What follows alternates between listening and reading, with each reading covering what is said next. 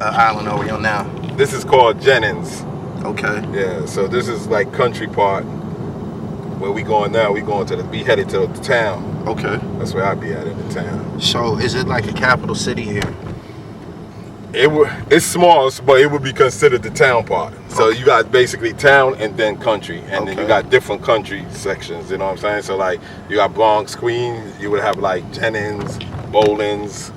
You know, like that's all the country parts, and there's different other parts that's country. Right. So when I picked you up, we went through Bowlins first, and now we in Jennings, and then from here we go down to the town side. So all this is fucking Jennings. How long you been under deportation, Six? I've been here like 10 years now, 12 years, going on 12 years. When you came here from where? A detention center? Yeah, from a detention center in Jersey. Okay, how long was you there? Like maybe about 9 months. How long was the process before they felt it was time for you to leave? Do they have a name when it's just deportee? Yeah, they just deport you. Okay. Yeah, How you told me that you was in a couple of institutions and shit like that. Yeah. Like, explain to me the process that it actually took for you to reach deportation. Well, I was in Allenwood Penn, and then from Allenwood Penn, as time got closer to getting out, they moved me to Allenwood Medium, and from Allenwood Medium, they end up sending me to, the little county jails here and there till they got you there. Then I seen the judge like through the fucking monitor shit, and they was trying to speed it up, basically, in my opinion. But my lawyer was full of fuck.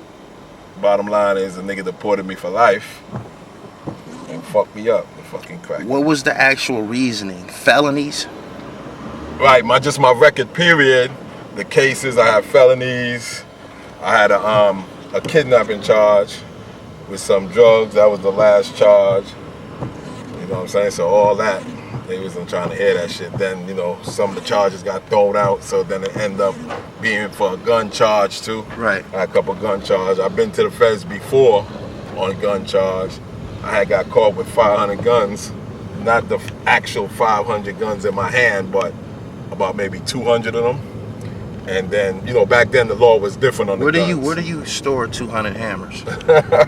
You get them back to your homies. Right. And you know what I'm saying? They store them. Okay. Everybody hold one. Or 2 or 3 or 4. Right. But yeah, back then I used to hustle guns, you know what I'm saying? So that's how I went from Virginia to New York. But back then it was like a limit. You only could get a certain amount of time. Okay, so that shit was true about the gun situation from Virginia to up top. Right. I heard about that. You only could get a certain amount of time. It was like 5 years, and then they run all the 5 years together.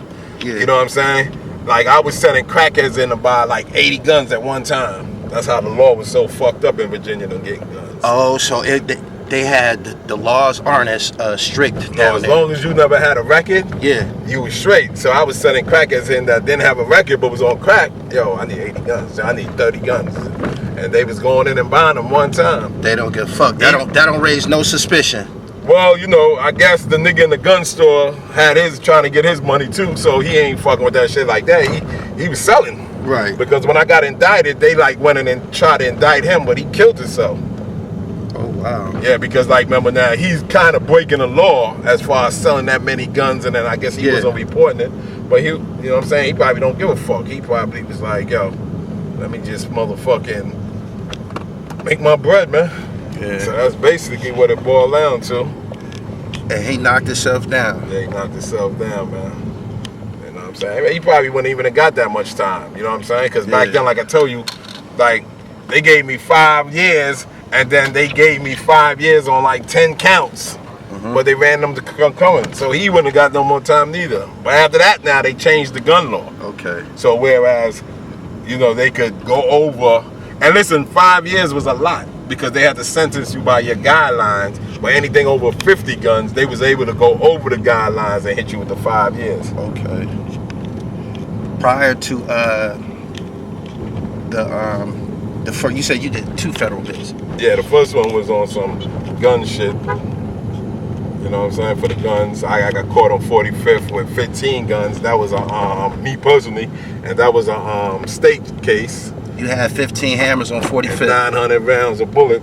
On 45th. On 45th, and they caught me right there on 45th with that shit. What was you doing on 45th, a block that's conventionally known for getting money and shit like that? What were you doing with all the goddamn? When I pulled up, I had them with me, and I was trying to, you know, get to my location, but I wanted to try to, you know, handle something real quick. Yeah. And then, but as I was about to leave, the motherfucking people pull up behind me, and you know, one thing led to another, and they booked me, man. Right. Did you go by the name Six-Sev, your first bid in the feds?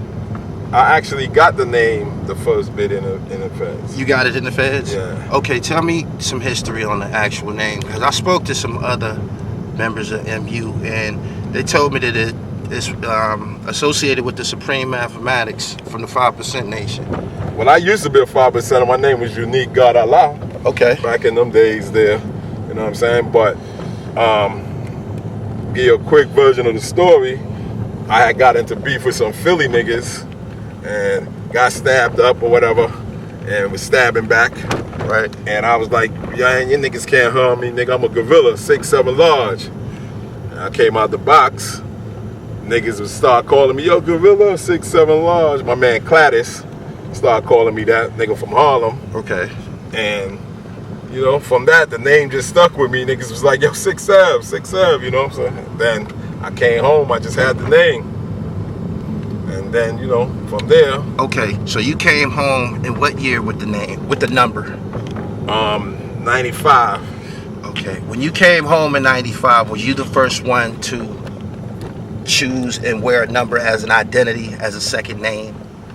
Right, I was the only one with the number, Six-Sev. In 95, okay. 95. Now, how did the rest of the Voltron start to form? I was like, yo, man, you know, it's a good idea for niggas to have names as numbers.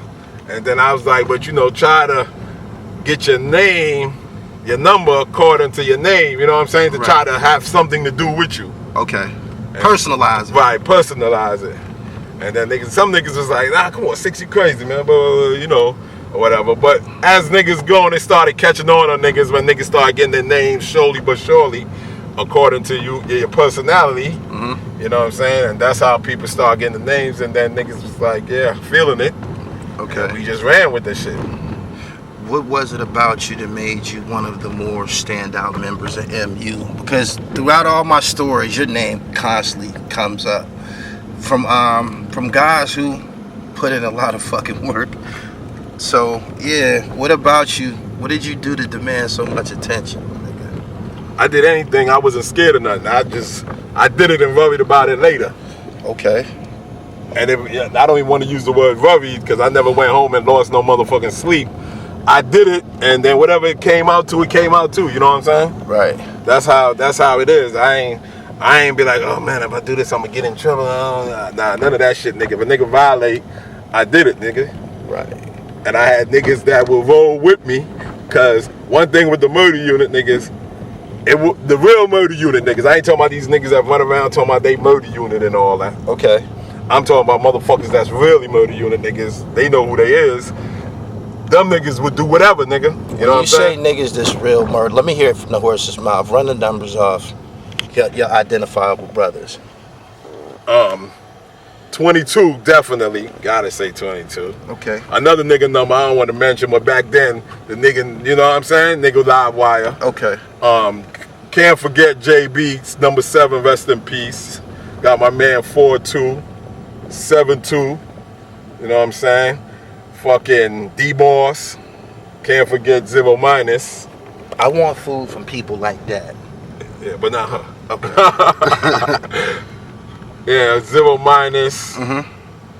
It's quite a few still, but you know, I'm saying the niggas that move when I move with me, right, was them niggas there, man. Like, yo, I'm going to the club, yo, we there. Okay. Now, they might come with other murder unit niggas or whatever, but that's who I'm calling. Got it. You know what I'm saying? When y'all roll up in the Biz, club. I can't forget Biz, sorry, you know, 81. 81? Yeah. Okay. What, in totality, how deep would y'all roll up in the tunnel? It depends how I'm going. Sometimes I'm going with just Deuce. Mm-hmm. I'm going with Deuce, Boss, and Baby Bob, you know, because that's, like I told you, those little 5 is who we really roll with. Like if we going out, if I'm going there and I feel like I want to go 50 deep, I'm 50 deep. If Vaughn say, yo, we want to be 20 deep, we 20 deep, you know what I'm saying? Right. Because in the murder unit, ain't no leader. You know what I'm saying? It's just the main niggas that I told you about, then that's basically, this is town right here, right? That we Yeah, in see, now. black folks. Yeah, this is town we in now. This is the hood. But yeah, that's how it is, man, you know? Some misconceptions about the islands is that people are like not civilized and shit like that. They paint us out to be, I say us because I totally identify with the people here. They look just like me. Right. I look just like them. But in the United States, they portray an image of people in other countries and shit like that to be less civilized, less sophisticated. Yo, move your fucking car, man! Less educated, all that. You understand? You dig what I'm saying? Yeah. Well, not really. You know, this is 2021 getting ready to be, man. So, you know, that's back in the days. So right now, as you can see, the only thing with this island is small. Okay. It's a little behind, you know what I'm saying, compared to certain things. These are the buses. This is how the bus look like. This is the bus, the one that got the bus. City bus. This is like just a little hood shop.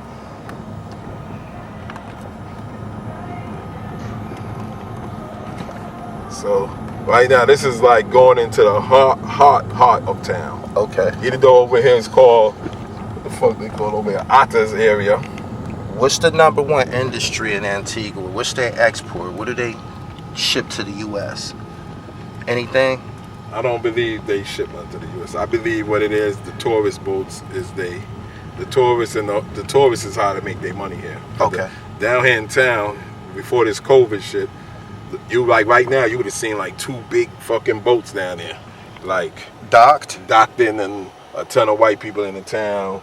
What, coming about merch? Right. Oh, and the boat is in for maybe 6 hours, 5 hours. You know what I'm saying? Okay. And while they docked, they do their shopping and everything? Right. And this is traffic is Roll that fucked window up. down a little bit.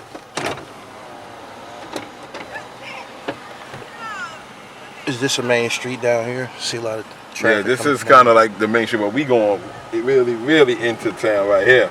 But it's blocked off, so we might have to get out on foot. But I'm gonna take you where I be at, and then I guess we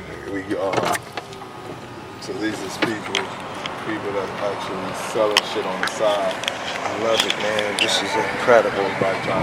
This is incredible, man. I got to buy something from the peoples.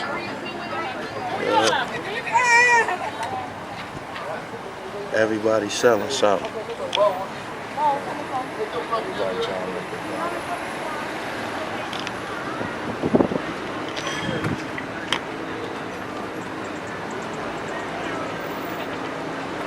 So what's this Fordham Road right here, my nigga?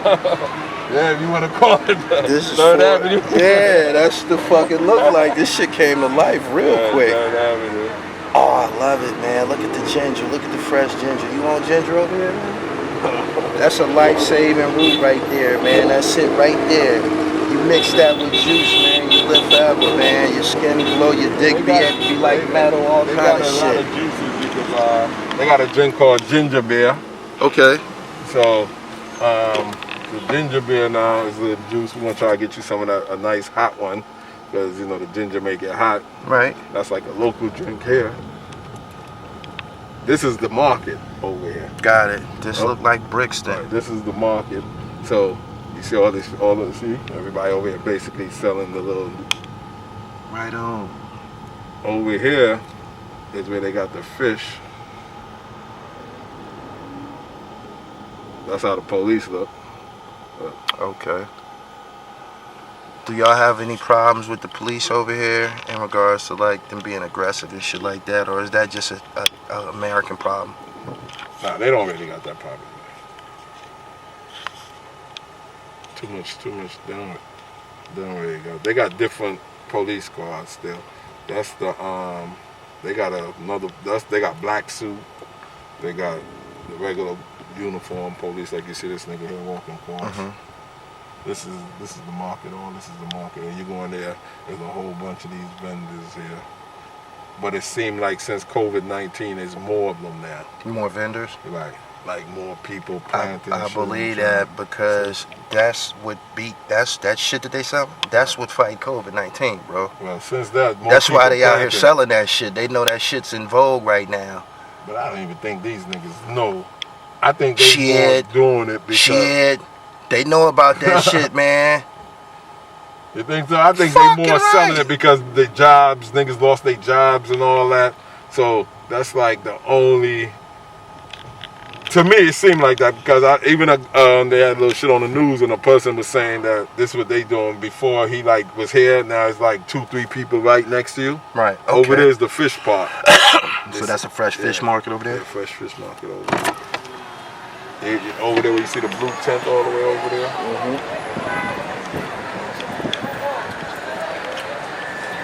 I'm paying this right here because the sea blocked.